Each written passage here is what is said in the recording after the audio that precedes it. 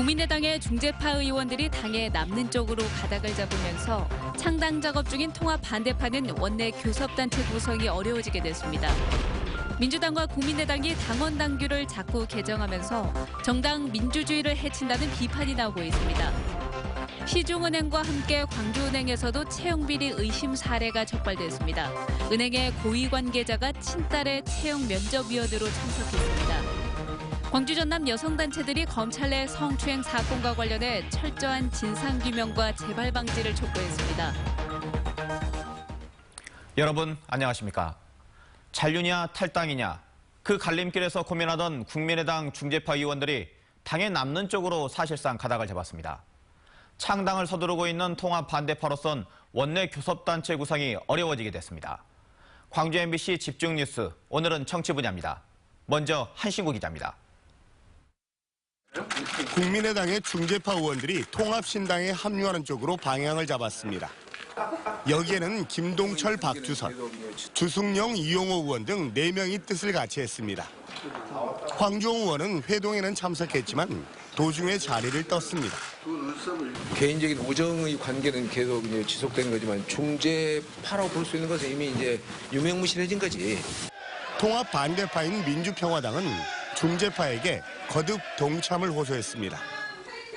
광전남 시도당 창당대회를 열어 새몰이를 시작한 민평당은 호남 민심과 호남 정신을 내세워 중재파들의 선택을 압박했습니다. 중재파 호남 의원들에게도 당부드립니다. 안철수, 유승민의 길은 보수 야합의 길입니다. 호남 정신과는 다른 길입니다. 하지만 중재파 의원 4명의 잔류 선택으로 민주평화당이 당장 원내 교섭단체를 구성하기는 어렵게 됐습니다. 이로써 국회의원 숫자 싸움에서는 통합파가 주도권을 잡게 됐지만 갑작스런 전당대회 취소 등 통합 절차에 대한 당 안팎의 비판 여론은 두고두고 부담으로 작용할 것으로 보입니다. MBC 뉴스 한신구입니다. 시끄러운 건 국민의당만이 아닙니다. 더불어민주당이 광역단체장에 이어 기초단체장 후보까지 전략공천이 가능하도록 당원을 바꾸기로 하면서 논란이 뜨거워지고 있는데요. 찬반 의견이 오늘 충돌했습니다. 이어서 김철원 기자입니다. 지방선거가 5달도 남지 않은 상황에서 더불어민주당이 당원 당규를 바꾸기로 했습니다. 공전 광역단체장뿐만 아니라 기초단체장까지도 전략공천을 할 수 있도록 하겠다는 겁니다. 이 같은 중앙당의 입장에 민주당 입지자들이 술렁이고 있습니다. 지역에서 오랫동안 선거를 준비해온 후보자들이 많은데 경쟁해볼 기회조차 박탈하는 것이 정당하냐는 겁니다. 전혀 준비도 안 하고 있고 얘기도 안 되고 있고 거론도 안 되고 있는 인사를 느닷없이 전략공천한다는 것은 동의하기가 어렵지 않겠습니까? 지역에서 높은 지지율만 믿고 자기 사람 심기나 계파 챙기기 등 중앙당의 입김만 강화하려 한다는 의심의 눈초리도 있습니다. 반면 여성이나 정치 신인들을 중심으로는 전략공천을 더 확대해야 한다며 환영하는 입장도 있습니다. 아무리 여성들이 열심히 하고 아무리 발벗고 다녀도 단체장이 된다는 것 너무너무 현실적으로 어렵기 때문에 당연히 전략공천 1명 정도는 하고. 전략공천을 하더라도 민심이 제대로 반영될지 또 다른 후보들은 얼마나 수긍할 것인지 의심이 든다는 의견도 있습니다. 문제는 이것이 절차와 과정이 투명하게 진행되면 좋은데 사실상 말은 전략공천이라고 해놓고 늦게까지 끌다가 결국 누가 갔냐.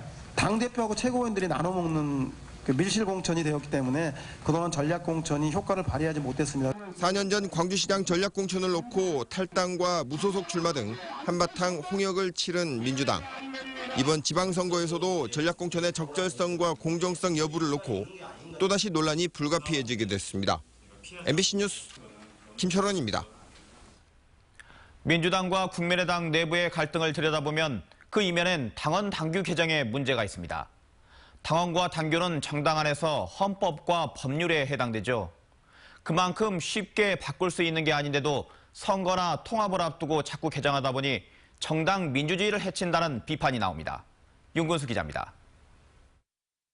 바른정당과의 통합을 위해서 대표 당원을 정리하고 전당대회를 분산 개최할 수 있도록 보름 전에 당규를 개정했던 국민의당.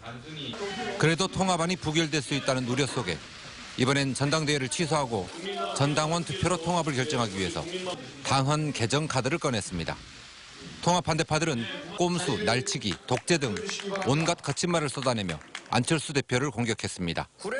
무엇이 무서워서 전당대회도 못하는 당.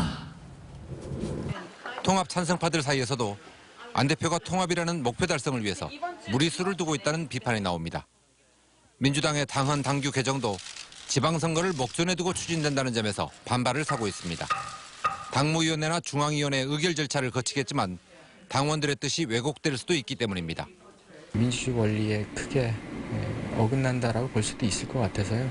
좀 우려스러운 부분이 좀 있네요. 특히 당대표나 지도부가 자기 사람 심기 수단으로 전략공천을 악용할 수 있다는 점도 우려를 낳고 있습니다.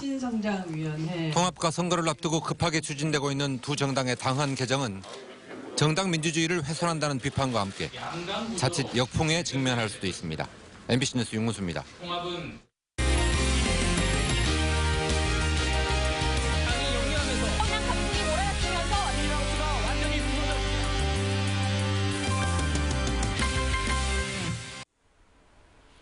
얼마 전 민간 기업과 공공기관 전반에 걸친 불공정한 채용 의혹에 대해서 집중 보도해드린 바 있죠. 그런데 금융권도 예외가 아니었습니다. 시중은행과 함께 광주은행에서도 채용비리 의심 사례가 적발돼 검찰에 고발됐습니다. 송정근 기자입니다. 지난해 우리은행을 시작으로 수면 위로 떠오른 금융권 채용비리. 금감원이 추가로 하나, 국민, 광주은행 등 5곳에서 모두 22건의 채용비리 의심 사례를 적발해 검찰에 고발했습니다. 광주은행의 경우 2015년 신입사원 채용 과정에서 고위 임원이 자기 친딸의 최종 면접 자리에 면접위원으로 참여한 게 적발됐습니다. 그 임원에 따른 최종 합격해 현재 은행에 다니고 있습니다. 하지만 이 같은 사실이 수개월 뒤에 알려지면서 광주은행은 해당 임원과 인사담당부장을 전보 조치했습니다. 광주은행은 모양새가 좋지 않은 건 사실이지만 대학 추천을 통해 외부 청탁의 가능성을 제거했고 1, 2차 면접 모두 블라인드 방식을 도입한 만큼 특혜는 없었다고 밝혔습니다.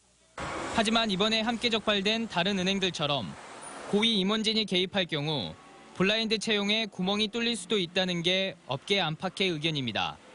실제 특혜가 있었는지 아니면 한 개인의 부적절한 일탈인지 진실은 검찰에서 가려지게 됐습니다.